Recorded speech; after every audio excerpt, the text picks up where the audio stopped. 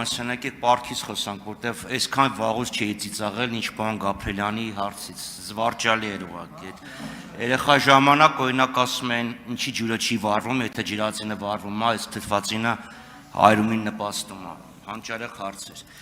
Լավ,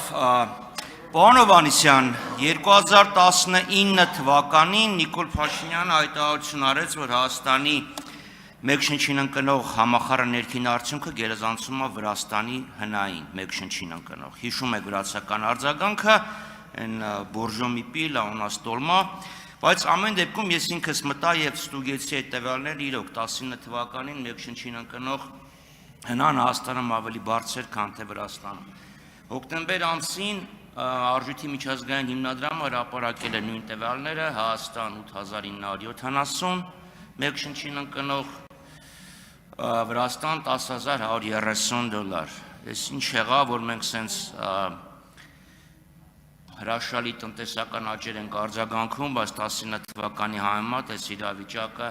փոխվեց։ Դա առաջի հարց։ Երկրորդը պարտքի վերաբերյալ։ Եթե փորձենք մեր տնտեսական աճից զտենք պարտքը, այսինքն ինչքան կլիներ մեր տնտեսական աճը 5 տարվա կտրվածքով, եթե մենք պահեինք նույն պարտքի մակարդակը, ինչ որ կար 18 թվականին, կարծեմ, դենց մի քիչ ավելի բարդ, բայց ավելի ազնիվ ֆինանսա։ Իդեպ, պարոն Գաբրելյան, եթե ուզում եք իմ պարտքը փակեք, հիպոթեկս փակեք։ Երրորդ հարցը։ Դեռ 17 թվականին մենք իրար հետ հիշում եք մի անգամ հանդիպեցինք պատահական հրապարակի վրա, ելք դաշինքի ձեր տնտեսական ծրագրից էինք խոսում, դուք 17 թվականին առաջարկում եք համընդհանուր բազային եկամուտի գաղափար։ Ես լիահույս եմ, որ 26 թվականին դահլիճի այս հատվածը կփոփոխվի, դա համար հիմա եմ այս հարցը տալի։ Վերջը, ձեր այդ խոստումը համընդհանուր բազային եկամուտ ներմուծելու, երբեք իրականացնելու։ Շնորհակալություն, պարոն Խաչատրյան, նախ Վրաստանի հետ կապված, այո ճիշտ եք, եթե հետևել եք վերջի տարիներին, ապա Վրաստանը արձանագրել է շատ բարձր տնտեսական աճեր,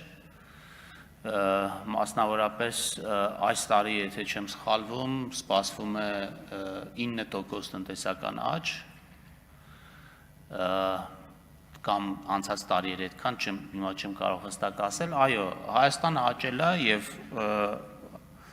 մեկ անձին ընկնող հնայի ծավալը հասել է $8,900, ինչպես դուք ասեցիք, $4,000,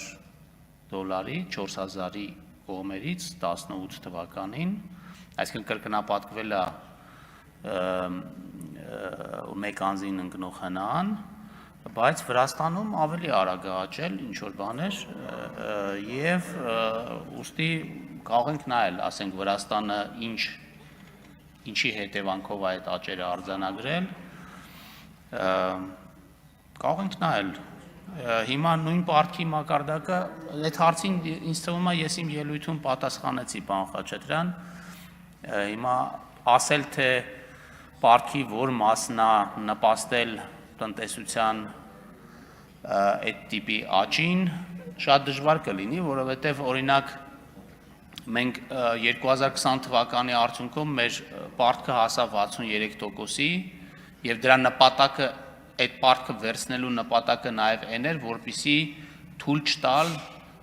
ձեռնարկությունների գահավիժումը, որպեսզի մեր վերականգնումը հետո ավելի լավ լինի եւ հիմա գնահատել, թե դրա արդյունքում որքան եղավ, դա կլինի մի հատ գնահատական, որին կարող եք դուք ուրիշ գնահատական ունենալ, ես ուրիշ գնահատական ունենամ, այդպիսի վերլուծություն մենք չունենք, թե պարտքի, բայց սովորաբար կա բյուջետային ազդակների, հավաքվող հարկերի եւ այլնի հետ կապված վերլուծություններ եւ մենք կարծում ենք, որ վերջին տարիներին պետական կապիտալ ծախսերի ազդեցությունը մեր հնայի եւ մեր տնտեսության զարգացման վրա բավականին մեծացել է նախորդ, այսինքն այդ հարցին կարող եմ այդ ձևով պատասխանել։ Իսկ համընդհանուր բազային եկամուտը, այո, այդ գաղափարը կար եւ ես այդ գաղափարի մեծ ջատագովն եմ, բայց բնականաբար պետք է հասկանանք այն միջավայրը եւ այն հնարավորությունները որը մենք ունենք, ընդ որում որը մեծապես ավելացել է Նաև դա պետք է արվի սոցիալական ծախսերի բարձր մակարդակի պայմաններում, որը ինչպես ցույց տվեցի 70%-ով աճել է վերջին 5 տարիների ընթացքում, դա շատ կոմպլեքս բարեփոխում է եւ կարելի ասել շատ ռադիկալ բարեփոխում է։ Մենք ունենք վերլուծական թիմ, ով որ մտածում է այս ուղղությամբ, թե ոնց պետք է դրան հասնենք, բայց սա զուտ գիտական մտավարժանք է այս փուլում, որպեսզի իրատեսորեն կարողանանք հասկանալ, թե ինչպես ենք այդպիսի համակարգը ներդնելու Հայաստանում։ Համեցը կարծիքանք։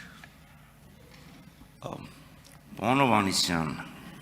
երբ 22 թվականին Հայաստանը 12.6% տնտեսական աճ արձանագրեց, Վրաստանը շատ ավելի համեստ։ Իշխանություններին ասում ենք, դա արտաքին է, արտածին է, դա Հայաստանի հետ կապ չունի։ Նիկոլ Փաշինյանն ասում էր, ոչ, ռուսներն եկան ստեղ, փողը եկավ ստեղ, ստեղով սկսեց գնալ, ապրանքները Հայաստանով էին գնում գալի, որովհետև Հայաստանը ժողովրդավարական երկիր է եւ կոռուպցիա չկա։ Վրաստան, այսքան թողենք նրան, որ հիմա եթե կապիտալը գնում է, ռուսները գնում են, նշանակում է ժողովրդավարական չի, կոռուպցիա չի, այդ տրամաբանությամբ, բայց Վրաստանի աճը էնդեմիկ աճ է, իրանք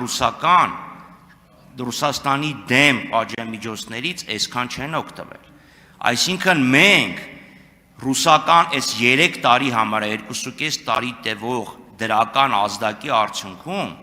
ավելի վատ արդյունք են արձանագրել, քան Վրաստանը ներքին ռեսուրսներով։ Իդեպ եթե այս թղթի մասին խոսանք, Կենտրոնական Ասիայում եւ Կովկասում 12150 է միջին հնան։ Մեկ շնչին ընկնող։ Մնացածին երևի կանդրադառնամ ելույթում, շնորհակալություն։ Պարոն Խաչատրյան, դուք նենց բան եք ասում, հիմա ասենք այդ հարցերի մասին խոսալու համար այնքան մանրակրկիտ ու հազար ու մի ազդեցություն կա, որ դուք ասենք մի բանի վրա մի բանից որ խոսակ, մի բան վերցնեք եւ դրա մասին մեկնաբանեք, հա, բայց ամբողջական եւ եթե մենք չենք ուզում ուղակի ինչ որ մտքեր արտահայտենք, այլ ուզում ենք հարցը հասկանանք, պետք է բազմակողմանի նայենք։ Հիմա Հայաստանը Ռուսաստանի հետ սահման չունի, Վրաստանը ունի։ Կամ ասենք ծով ունի, կամ ասենք 100 այդտեղ 100 հարց կա, որոնք կարող է պայմանավորել, հիմա չգիտեմ, ես ասենք չեմ ուսումնասիրել Վրաստանի ՀՆԱԵԱ-ի դետալները մերի համեմատությամբ, բայց ես կարող եմ վստահորեն ասել, որ վերաարտահանման կամ սանկցիաների հետևանքով չի, որ մեր տնտեսական աճը բարձր է եղել։ Եվ չգիտեմ որտեղից գիտեք, որ Վրաստանում դա ոչ մի ազդեցություն չի ունեցել։